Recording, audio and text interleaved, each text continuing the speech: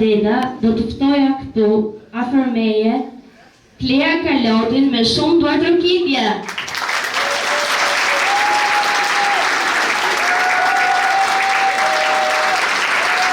Faleminderit Klea që sot komunesh nesi.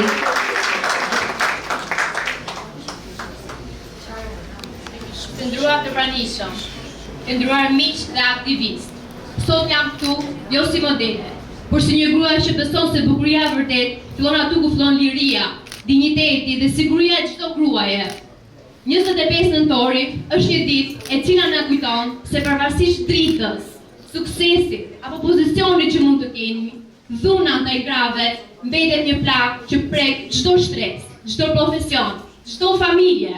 Në botën e modës, flasin shumë për pamjen, për aparencat, por rrallë flasin për plagët e padukshme që shumë gra i mbajnë brenda vetes.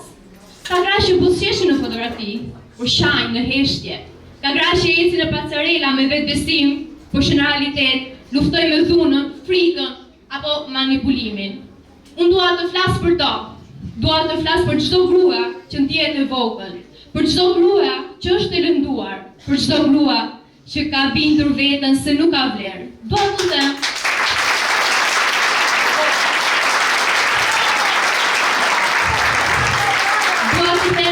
se vlera e një gruaje nuk matet nga madhësia e fustanit, nga kilogramët, nga format apo nga një imazh i përkryer. Vlera e një gruaje matet me kurajo, me shpirt, me forcë, me të drejtën për të jetuar pa dhunë.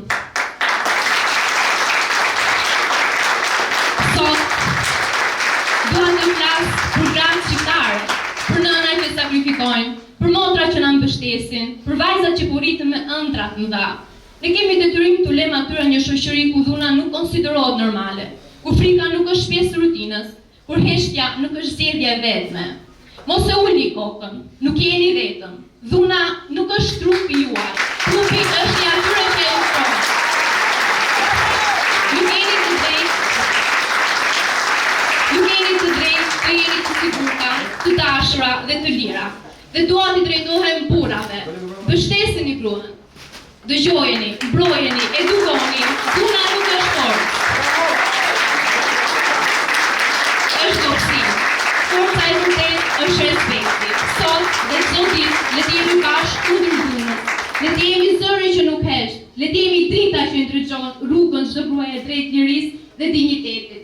Faleminderit që jeni këtu, faleminderit që jeni të më shumë. Mos harroni që keni shumë mirë.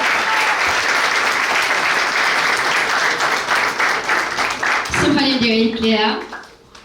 Dhe tani unë do të vazhdoj